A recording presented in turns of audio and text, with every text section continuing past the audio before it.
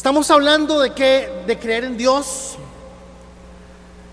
y hoy nos toca analizar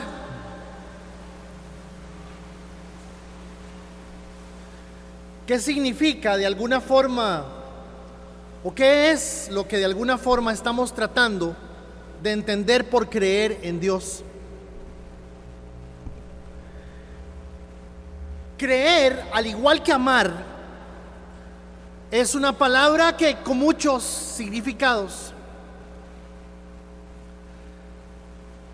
¿Qué significa creer en Dios? Cuando utilizamos el término creer, nos referimos a un acto humano que consiste en conocer algo que no vemos o no sabemos por nosotros mismos.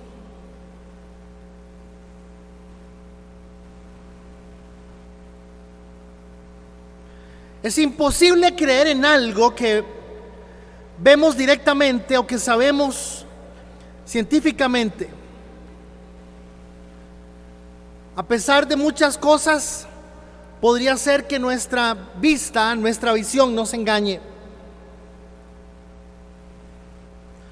Ver o hacer que algo se desaparezca, la creencia o fe que antes se tenía. Cuando creemos en algo, nos referimos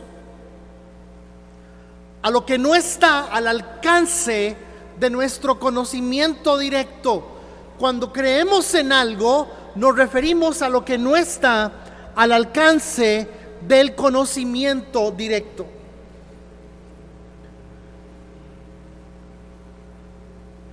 En ocasiones, creer se refiere a la apuesta vital que de alguna forma se puede hacer por alguien. La gente dice: el profe creyó en mí, el entrenador creyó en mí.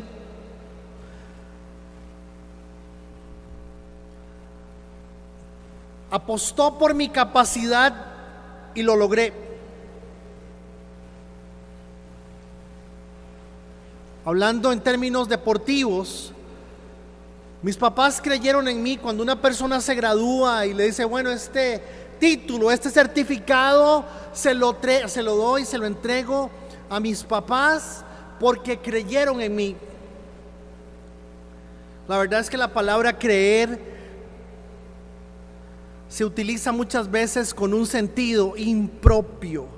Muchas veces la palabra creer se utiliza con un sentido impropio para designar una opinión subjetiva, para designar algo subjetivo, algo que de alguna forma no podríamos comprobarlo. Si yo afirmo, por ejemplo, creo que el invierno es la mejor época para viajar, estoy manifestando una opinión personal. Cuando yo digo creo que el invierno o el verano, o creo que tal fecha es una mejor época para viajar, lo que estoy haciendo es usando la palabra creer, partiendo de mi opinión personal.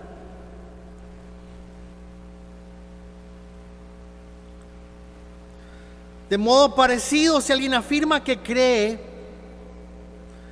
en los extraterrestres, en la reencarnación, en las cartas astrales, en los santos,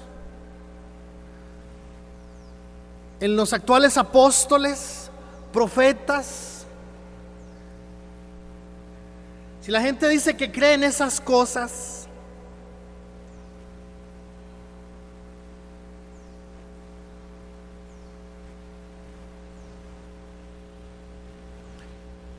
quiere decir que realmente no lo sabe, porque por alguna razón, basándose en datos o sugerencias que se recoge aquí o de allá de alguna forma, se ha formado una opinión a partir de estas cosas. ¿Por qué les estoy diciendo esto? Les estoy diciendo esto porque para poder creer, usted tiene que hacerse alguna idea en la cabeza. Para poder creer, usted tiene que meterse algo en la cabeza. Pero si usted no filtra lo que usted se mete en la cabeza, si usted no lo filtra de alguna forma, cualquier cosa que usted crea le sirve para sentir que lo que está creyendo era lo que había que creer, y ojalá me lo entienda. Porque hoy estamos llenos de gente que dice que cree, pero no saben que cree.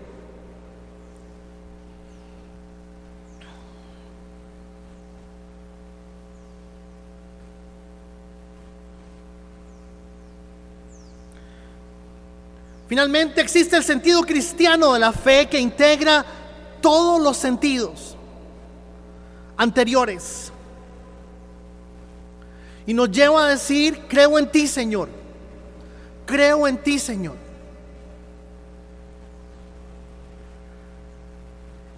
Y la esencia fundamental de ese creer en ti, Señor, y por qué esta tarde o esta hora que usted está viendo este material o está con nosotros, usted está pensando de alguna forma en por qué usted confiesa a Dios y usted dice: yo creo en Dios, creo en ti, Señor.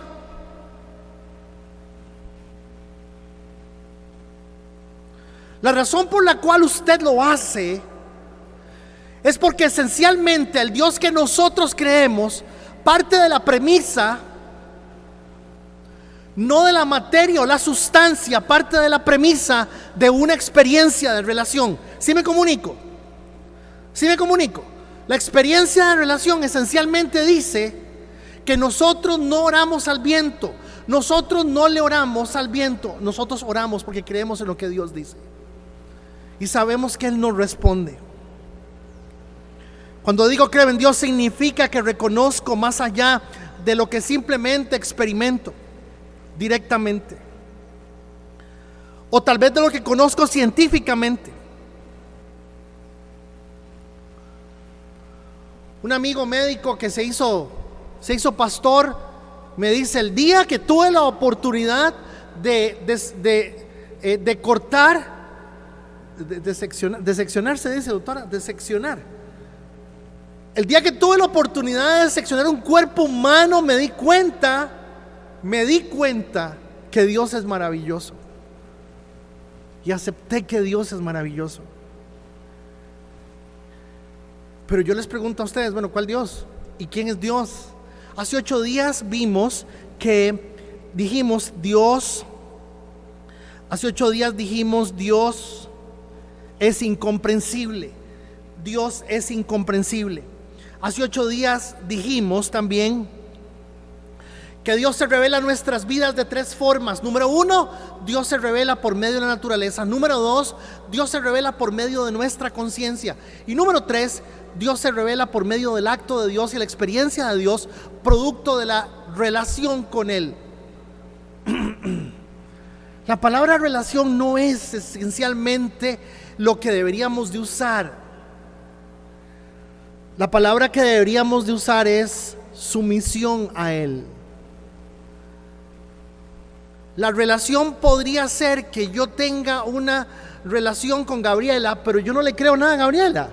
Y yo la saludo y le digo: Gaby, ¿cómo estás? ¿Y cómo va? ¿Cómo está Rebeca? ¿Y cómo está Melanie? ¿Cómo está tu mamá y tu abuelita? Pues yo no. Sumisión es la palabra más genial para revelar qué es la experiencia que nosotros tenemos. Un predicador de hace como 3 siglos decía: si usted es esclavo de Cristo, usted es verdaderamente libre. Y eso es una paradoja. Si usted es esclavo de Cristo, usted es verdaderamente libre. En esta tarde, de una forma muy sencilla, porque realmente es una forma sencilla, en sus folletos que estamos entregando a la entrada, hay una rayita ahí. A la par de la rayita es bueno que usted anote algunas cosas. vamos a hablar de la revelación especial de Dios. Y esa revelación especial que se fundamenta en la idea en donde yo no dejo que se meta en mi cabeza cualquier idea. Yo no voy a aceptar que me digan a mí que alguien ha tenido una experiencia por tener una experiencia. Yo quiero vivir mi realidad con Dios y de Dios. Número 2, yo quiero poder experimentar útilmente aquello de Dios que permite que yo sea útil y efectivo. Por lo tanto, hay cosas de Dios que tenemos que tenerlas bien claras. Bien claras. Número 1, capítulo número 1, el libro de Génesis nos empieza a mostrar esencialmente qué es lo que se entiende. Génesis dice 1:1, en el principio creó Dios los cielos y la tierra. Lo primero que vamos a notar es Dios es el creador de todo. Dios es el creador de todo. Lo que significa, cuando Dios es el creador de todo, número 1, Dios sabe cómo funcionamos. Apúntelo a un ladito ahí. Dios sabe cómo funcionamos. Número 2, Dios sabe qué necesitamos.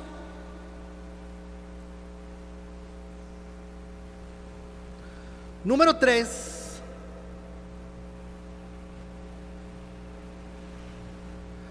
Dios sabe para qué servimos, porque Él es el creador. Génesis 1:1 dice, Dios en el principio creó Dios los cielos y la tierra. Estamos tratando de hacer la transmisión simultáneamente a la grabación y allá está Randall corriendo con una cámara. Ahí ya tenemos instaladas las otras, pero algunas de las cosas y los equipos de ahora, si usted no revisa los manuales de las cosas, usted no se da cuenta lo que tiene. Lo más triste es que la gente cambia de la versión y ya no quiere tener la versión 7, sino quiere la 8, la 9, la 10 y la 11 sin haber aprendido a usar la 7, sin haber aprendido a usar la 6.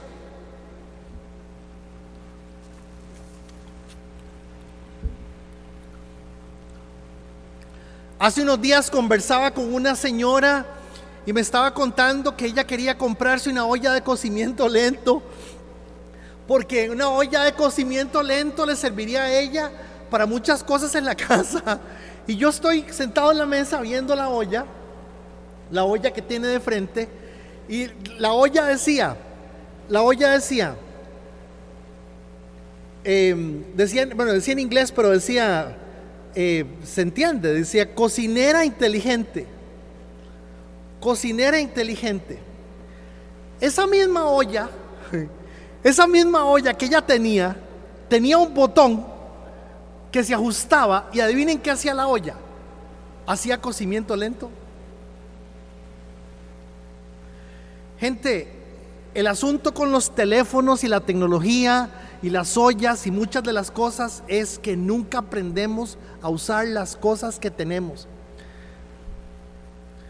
Los carros hace muchos años vienen con un sistema que se llama control de crucero.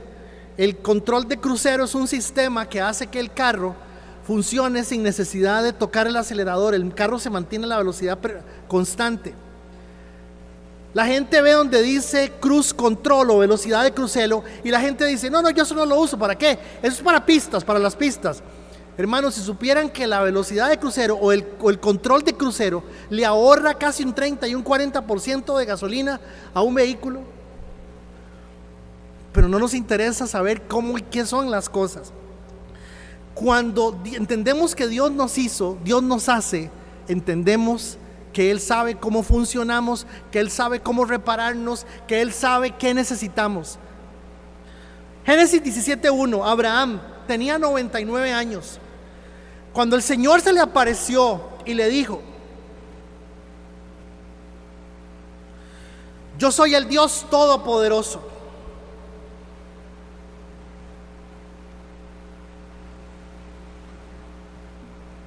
¿Por qué razón el texto de Génesis 17:1 empieza diciendo Abraham tenía 99 años? Bueno, una de las razones es porque cuando Abraham cumplió 99 años, un hombre de 99 años en teoría tiene espermatozoides, pero no tiene la capacidad de engendrar. ¿Por qué? Porque por todas las situaciones que usted puede imaginarse, cuesta mucho que tenga una erección.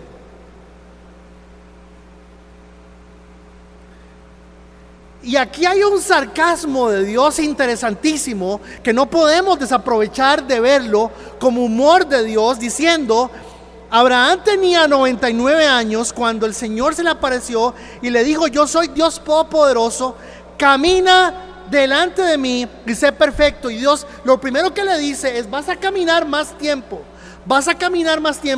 pero también en ese caminar implicaba engendrar un hijo.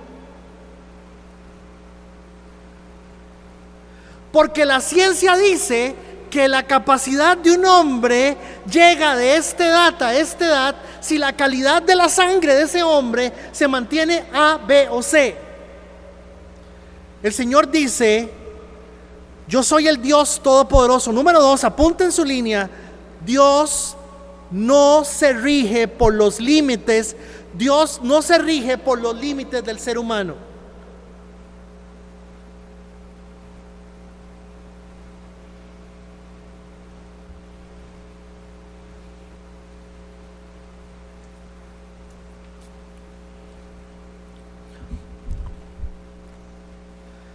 Dios no se rige por los límites del ser humano.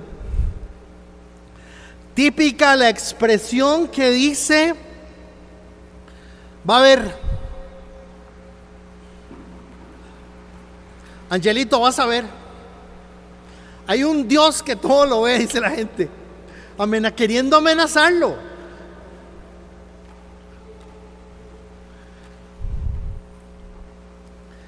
La gente dice: hay un Dios que todo lo ve. Hermanos, es cierto, hay un Dios que todo lo ve y que todo lo juzga. Génesis 18:25.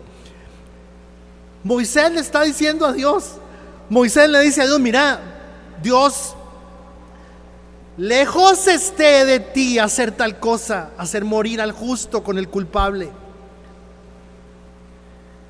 y el que el justo sea tratado como el culpable. Lejos esté de ti, Señor. El juez de toda la tierra no ha de ser lo que es justo. Sí, hermanos, Dios es esencialmente toda justicia. Dios no es justo, Él es toda justicia. Él es la justicia.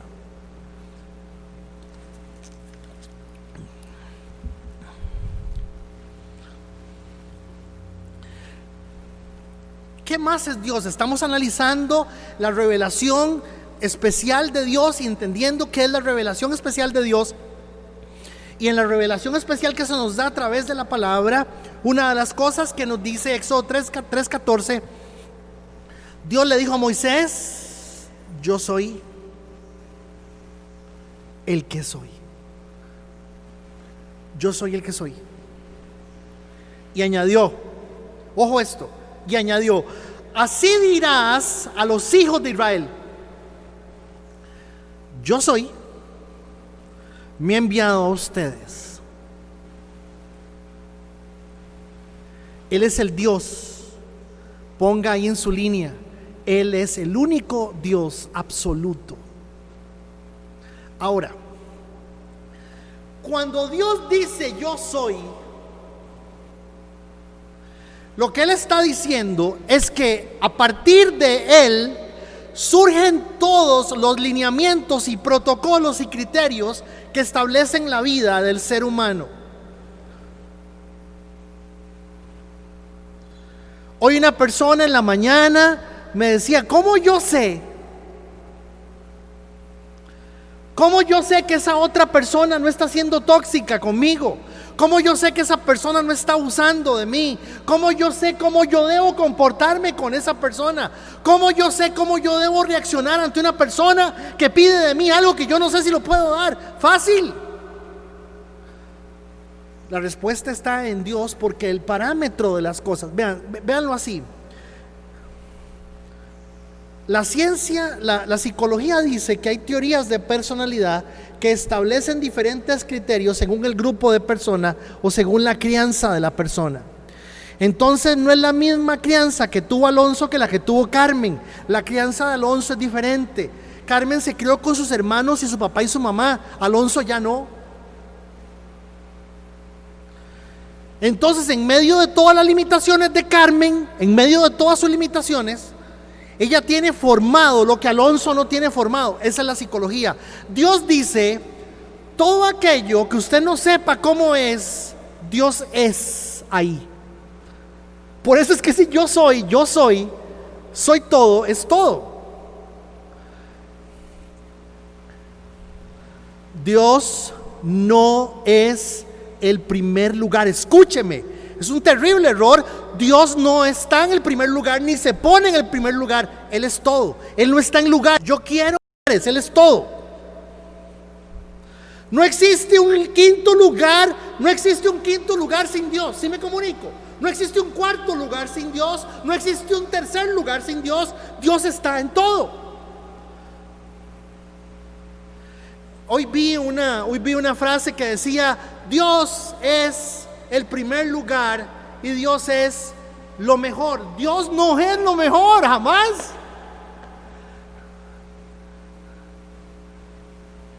Jamás. Lo mejor se cambia. Lo que fue mejor ayer no es lo mismo mejor hoy. Lo mejor se cambia. Empecé diciendo que no podemos seguir creyendo sobre la base de las cosas subjetivas. Dios no es lo mejor, es todo. Él es todo, todo. Es lo único. Si yo tengo aquí el teléfono de don Luis y tengo aquí el teléfono mío, ya me quegajo don Luis. ¿Cuesta mucho? ¿Cuesta mucho el gajo suyo o el gajo mío? ¿Cuál es mejor? Pero se viene Graving y dice: no, aquí está el mío. Y adivinen qué, el de Graving es el 2021, con alas especiales y con silla para... Vamos, Éxodo 15:26. Estamos hablando de quién es Dios, y Dios se revela a través de la palabra, y Dios nos dice: Él es juez justo. Dios es todo, no es lo mejor, ni lo más bonito, ni como ponen en los mensajes, es todo. Y téngalo claro, porque una de las razones por las cuales somos tan inconstantes es porque seguimos poniendo a Dios en prioridad. Y Dios no se pone en prioridad, Él está en todo, siempre.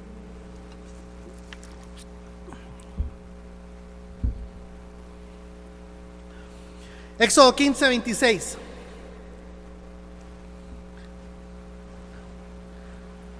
Si escuchas atentamente la voz del Señor tu Dios y haces lo recto ante sus ojos.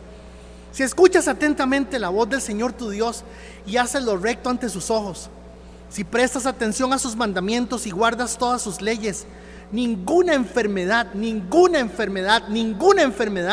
de las que envié a Egipto te enviaré a ti. Porque yo soy el Señor tu sanador. Dios es nuestro sanador. Pero noten que esta expresión de sanidad que está usando en Éxodo 15:26 está condicionada al encabezado del versículo. El encabezado del versículo dice cuándo es que Dios es nuestro sanador. Si escuchas atentamente la voz del Señor, si escuchamos atentamente la voz del Señor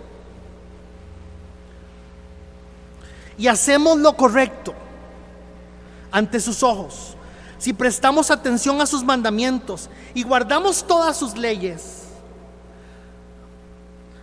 Hermanos, el uso del verbo que está usando aquí Moisés no nos está diciendo que Dios está obligado a sanarnos. Está diciendo que dependiendo de la calidad de vida que tengamos, no vamos a necesitar de ser procesados como fue procesada otra gente. Es lo que genuinamente nos está diciendo.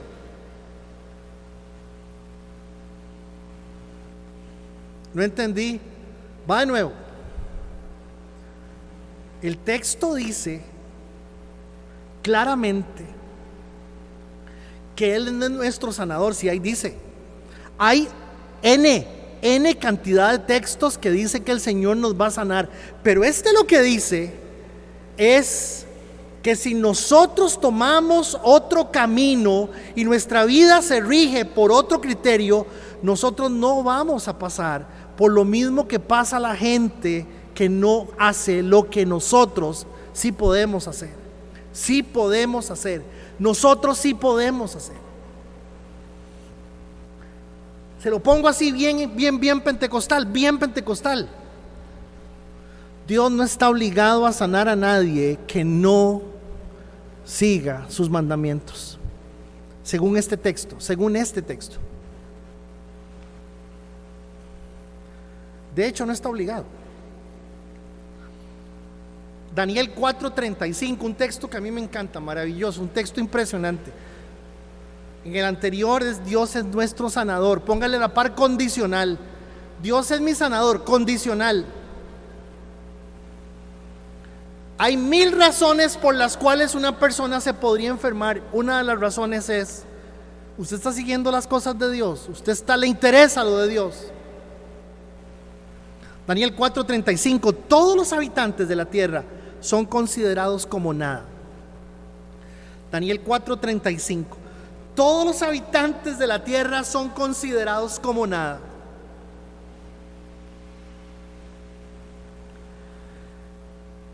Él hace según su voluntad. Él hace según su voluntad con el ejército del cielo y con los habitantes de la tierra. Él hace según su voluntad en el cielo y en la tierra. No hay quien detenga su mano, ni quien le diga: ¿qué estás haciendo, Dios?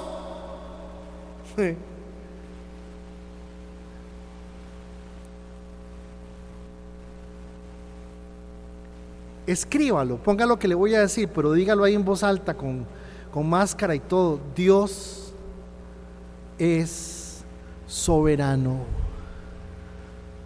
Dios es soberano.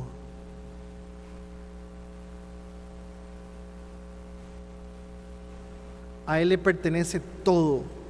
Él es el dueño de todo y Él hace como Él quiera. Dios es soberano.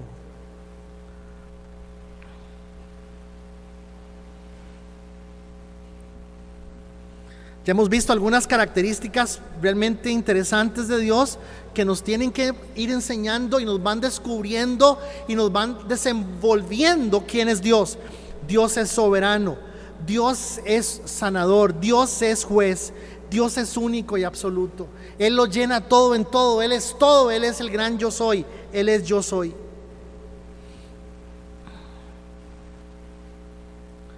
Malaquías 3:6, porque yo el Señor no cambio. Por eso, oh hijos de Jacob, ustedes no han sido consumidos, porque yo no cambio.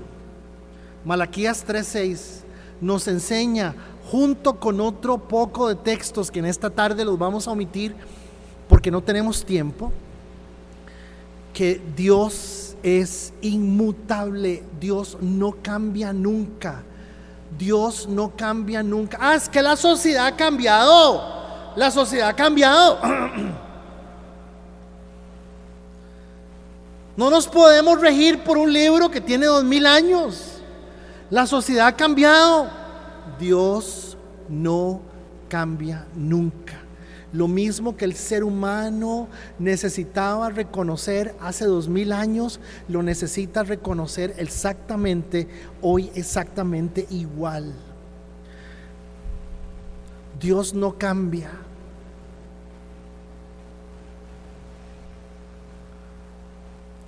Uno de los pasajes más controversiales y fuertes en el Nuevo Testamento tiene que ver con la tentación de Cristo en el capítulo 4 del libro de Mateo. Y una de las razones, una de las cosas interesantes que pasan ese día en el desierto entre Satanás, el mismo Satanás y Jesucristo, es que Jesús supo que Satanás es y está desde la antigüedad de la antigüedad. Satanás está desde hace mucho tiempo.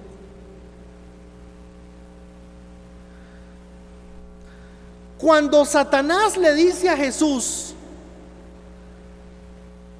que si se arrodilla, le entrega la fama y el reino, le entrega todo,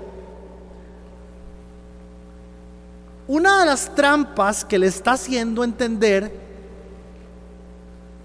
digamos que Jesús hubiese dicho: a ver, ¿qué es lo que me vas a dar?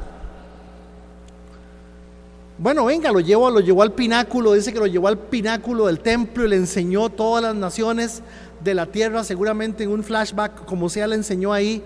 Y vio una pregunta: ¿qué lujo podía haber hace 2000 años? Que ni baño había. Me estoy dando a entender. Cuando la palabra de Dios dice que Dios es inmutable, la palabra de Dios está antes de cualquier otra cosa. ¿Con qué le contesta el Señor al diablo? Con la palabra. ¿Por qué le contesta el Señor al diablo con la palabra? Porque la palabra es mayor que él. Y una de las cosas que el diablo sabía era que ese era el glamour y el lujo que había en ese tiempo.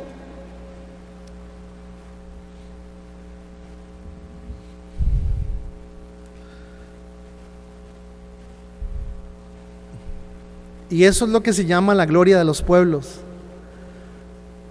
Dios no cambia. Dios es inmutable. Capítulo número 18, capítulo número 11 del libro de Hechos. Capítulo 11, el verso 18 del libro de Hechos dice: al oír estas cosas se calmaron y glorificaron a Dios, diciendo: así que también a los gentiles Dios ha dado arrepentimiento para vida.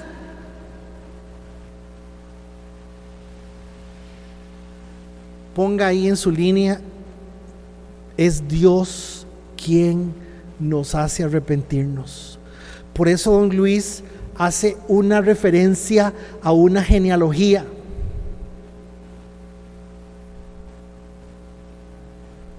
Porque en la referencia a la genealogía, la base de la referencia, hay dos, las tres mujeres tienen un comportamiento dudoso, si se quiere ver por ese lado.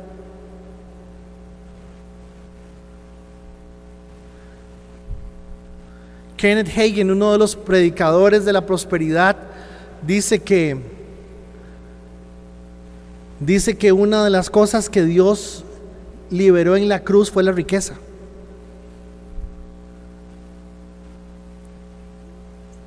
Porque supuestamente nosotros venimos de la herencia de Abraham. Y la gente, por eso lo dije al principio, la gente quiere creer en lo que más le conviene. Por eso estamos estudiando quién es Dios. Primera de Corintios 1:9.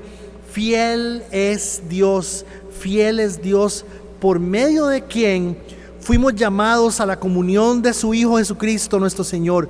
Ponga ahí en su papel, por favor: Dios es fiel. Atención, Dios es fiel a Él.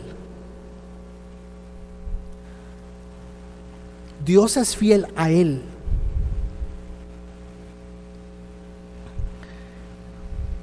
Y eso nos beneficia a nosotros. Dios es fiel. Primera de Corintios, Colosenses 1:15, libro de Colosenses 1:15. Él es la imagen del Dios invisible. Él es la imagen del Dios invisible. ¿De quién está hablando? De Cristo. ¿Quién es Cristo? La imagen del Dios invisible, el primogénito de toda creación. Ponga ahí, Dios es invisible. Y yo quiero aclarar esta tarde que hay canciones, inclusive dice, aunque no te pueda ver, te puedo sentir, sé que estás aquí. Olvídese de eso. Dios no está interesado en que usted sienta o no sienta. Dios está interesado en que usted sepa que Él es invisible. Dios está interesado en eso. Porque ¿qué hacemos el día que usted no sienta? El día que usted no sienta, estamos liquidados.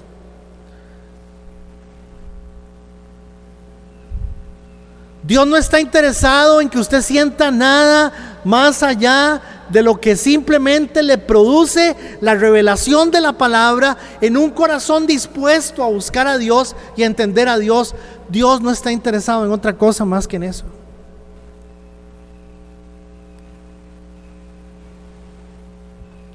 Hebreos 6:18 dice: ¿para qué? Por dos cosas inmutables en las cuales es imposible que Dios mienta. Tengamos un fortísimo consuelo los que hemos acudido para asirnos de la esperanza puesta delante de nosotros. Dice, es imposible que Dios mienta. Tengamos un fortísimo consuelo los que hemos acudido para asirnos de la esperanza puesta delante de nosotros. Dios no miente. Dios no miente. Dios no miente. Capítulo número 12, verso 29 del libro de Hebreos dice: Dios es fuego consumidor.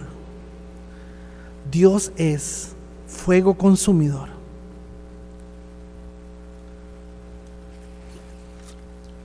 ¿Por qué dice eso? Hermanos, porque el Evangelio es un regalo. El Evangelio es un regalo de salvación para nosotros. Escúcheme, vuélvanme a ver. El Evangelio es un regalo de Dios para nosotros, pero una sentencia de muerte para los que no lo reciben. ¿Me escuchó? El Evangelio es un regalo para nosotros, pero es una sentencia de muerte para la gente que no lo ignora. Segunda de Pedro, capítulo 1, verso 1. Pedro, Simón Pedro, siervo y apóstol de Jesucristo, a los que hemos alcanzado por la justicia de nuestro Dios y Salvador Jesucristo, de nuestro Dios y Salvador Jesucristo, una fe igualmente preciosa que la nuestra. Ponga ahí, por favor, Cristo es Dios. Cristo es Dios. Vea que dice justicia de nuestro Dios y Salvador Jesucristo. Segunda de Pedro 1:17 lo reafirma otra vez. Pues cuando Él recibió de Dios Padre, lo ve. Primero nos habló de Salvador, Dios nuestro Salvador Jesucristo, y ahora nos está hablando en segunda de Pedro 1:17, pues cuando Él recibió de Dios Padre honra y gloria. Dios Padre, si hay Dios Padre, hay Dios Hijo. Le fue enviada desde la magnífica gloria una voz que decía: este es mi Hijo amado, en el cual tengo complacencia.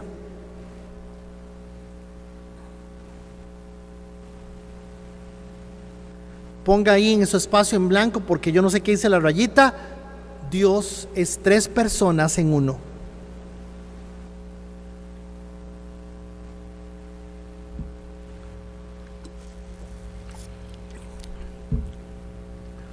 El mismo Pedro, al principio de la iglesia, Dios es tres personas en uno.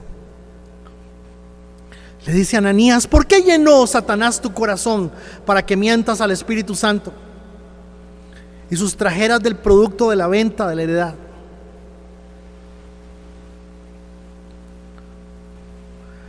Ananías, ¿por qué llenó Satanás tu corazón para que mintieras al Espíritu Santo y sustrajeras del producto de la venta de la heredad? Reteniéndola no te quedaba a ti y vendida no estaba en tu poder. ¿Por qué pusiste esto en tu corazón? No has mentido a los hombres, sino a Dios. Primero Pedro hace referencia ¿de quién? Del Espíritu Santo al cual se le mintió. Y luego cierra la frase, cierra la idea en el siguiente verso diciendo: no le has mentido a los hombres, sino a Dios, habiendo mencionado al Espíritu Santo como Dios y habiendo mencionado al Padre como Dios.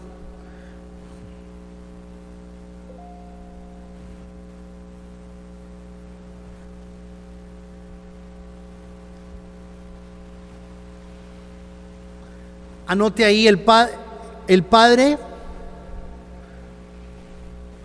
no es el Hijo y es Dios. Anote, el Padre no es el Hijo y es Dios.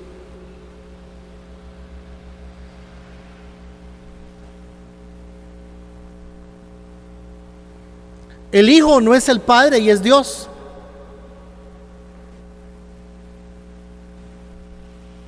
¿Qué le estoy diciendo? Su manifestación son tres personas, un solo Dios, único, en tres manifestaciones.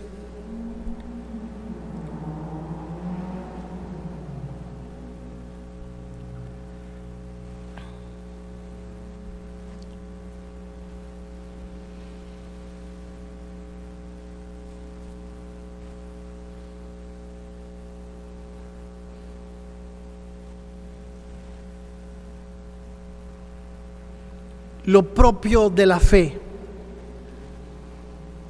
Lo propio de la fe es incondicionalidad. Lo propio de la fe es incondicionalidad. ¿Qué es eso? Nos lleva a aceptar a Dios y sus palabras de manera absoluta. Nos lleva a aceptar a Dios y sus palabras de manera absoluta. Porque Él, Dios lo dice, y no porque estemos de acuerdo con la opinión propia o parezca aceptable para otras razones.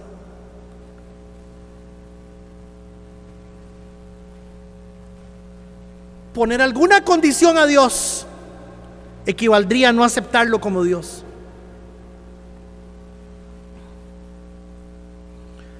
Por tanto, el conocimiento de Dios es cierto, aunque imperfecto, accesible, de todos modos diversos, a toda persona, solamente a partir del reconocimiento de Dios. El ser humano puede entender el sentido de la vida. A ese Dios justo, juez, a ese Dios creador, Él me hizo.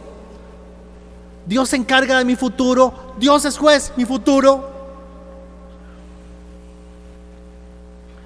Dios es mi sanador, mi presente.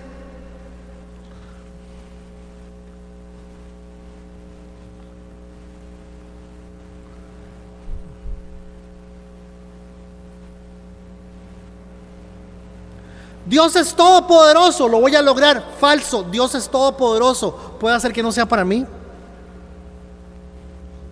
Es la otra forma de verlo.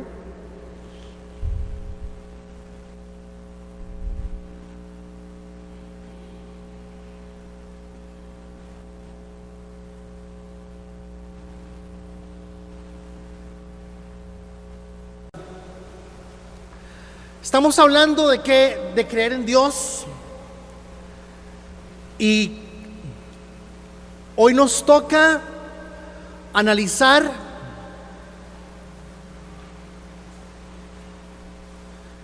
qué significa de alguna forma, o qué es lo que de alguna forma estamos